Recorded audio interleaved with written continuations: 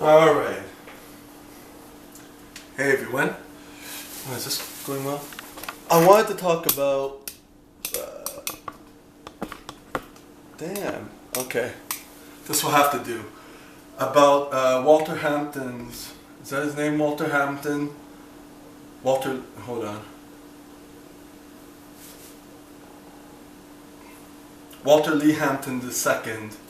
His video on Aaron Hernandez, the football player who was in jail for murder of his friend or of someone, and then he killed himself in jail. And then his video was he bisexual? So I want to give my 2 cents on it because dealing with problems with narcissism, narcissistic abuse and all that stuff, that whole topic, and listening to Ollie Matthews' videos, and finally coming into like a realization of things that wasn't kind of as obvious to me before. Was Aaron Hernandez bisexual? People were saying that. Apparently there was some news upon that, dealing with that according to Walter. I'm not going to look into that. I'm just going to give my opinion and my 2 cents. When someone's on the DL and someone murders someone for a possible reason that they didn't want to be found out as being gay, that's a classic form of narcissism, in my opinion.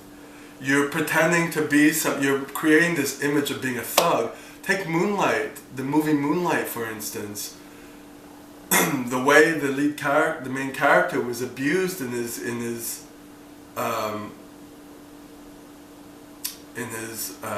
youth, he had to create an image of something that wasn't him because he no longer had who he was. So it's exactly what, someone's on the DL, if they're creating an image that's completely opposite, being hyper-masculine, thug-like, and whatever, it's classic narcissism, So that could definitely explain a murder of someone, you know what I mean? Because when someone high on the NPD level, if they've been diagnosed as having narcissistic personality disorder, from what I understand from Sam Vaknin's documentary, if someone threatens them with, narcissistic abuse or whatever you call it, not narcissistic abuse, narcissistic injury to the actual narcissist, they can murder, if they're being found out, if their whole bubble is found out. So that was my 2 cents on that. From what I understand, there's a lot of narcissism in Western civilization, so I wouldn't see it being very uncommon. I would see it being quite common that a lot of DL people or anyone in the closet creates a life with a family and stuff. Sure, they're afraid of being found out for who they are because they were told when they were young that it was wrong. One of my clients here, claimed that he was bisexual and he spent his whole life married to a woman and now he's with a guy because his wife died.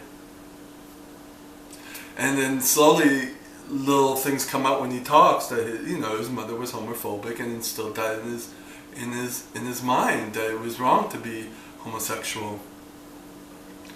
And even now with his homophobia, his self-internalized homophobia, he thinks that transgender have to be gay. He thinks that he's got all these misinformation, and he's an intelligent guy. He's a dentist apparently, so when intelligent people are stupid,